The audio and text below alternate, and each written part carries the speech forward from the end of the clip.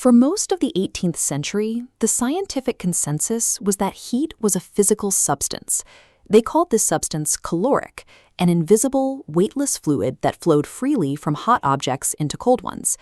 As a predictive model, caloric theory worked well for thermal conduction. If you placed a hot brick next to a cold brick, the math accurately described the fluid equalizing between them.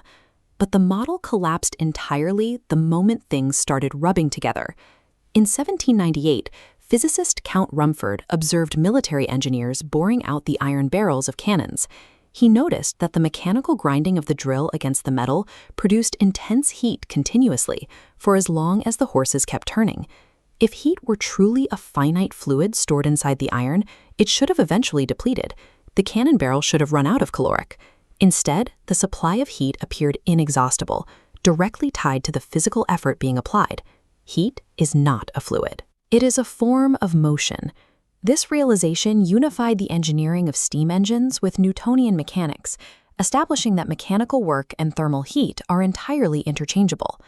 To track energy, thermodynamics divides the entire universe into exactly two zones, separated by a rigid boundary. First is the system, the specific, isolated target of our study, like a biological cell or steam engine.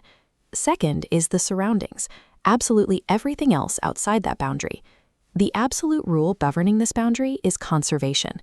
Energy cannot spontaneously generate inside the system, nor can it vanish into the surroundings. It can only cross the line between them. What we call the first law of thermodynamics is essentially just strict accounting. It is the mathematical tracking of energy currency as it moves back and forth across that border. In the 1840s, James Prescott Joule set out to measure the exchange rate of this currency.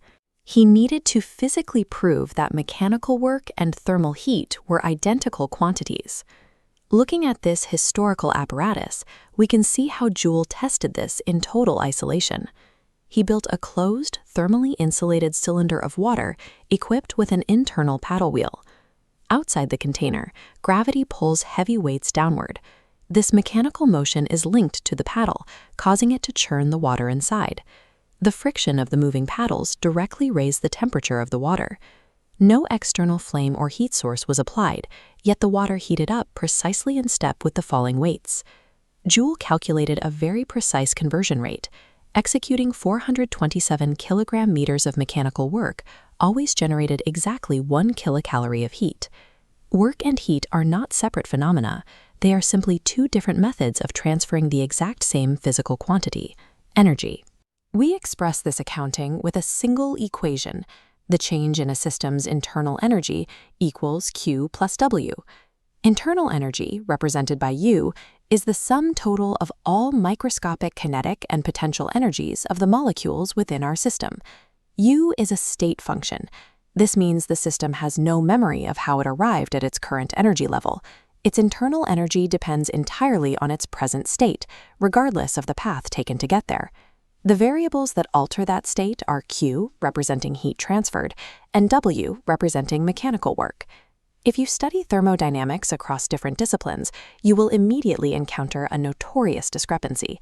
Some textbooks define the law as Q plus W, while others define it as Q minus W. The difference is entirely a matter of perspective.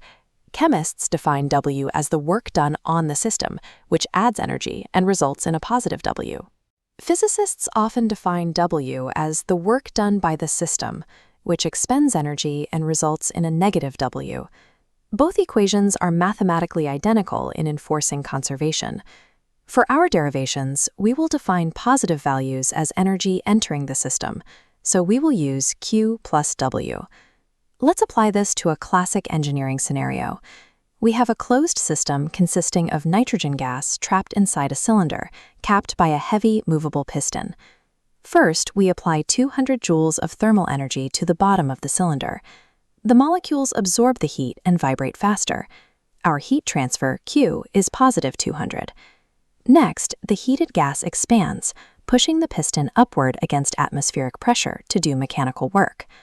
Because the gas exerted outward force to lift the piston, it did work on the surroundings. The system expended 300 joules of energy to achieve this, making W negative 300. To find the final change in internal energy, we add the 200 joules of heat entering the system to the 300 joules of work leaving it.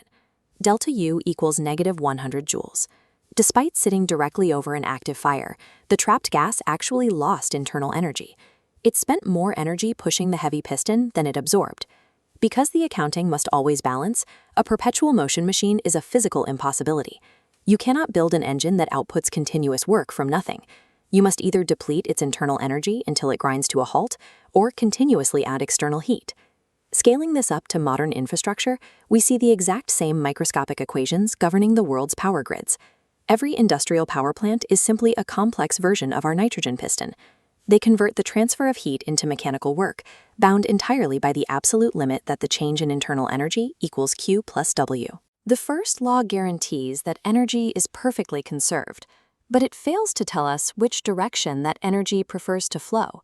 It tells us heat and work are equal, but not why heat only spontaneously flows from hot to cold.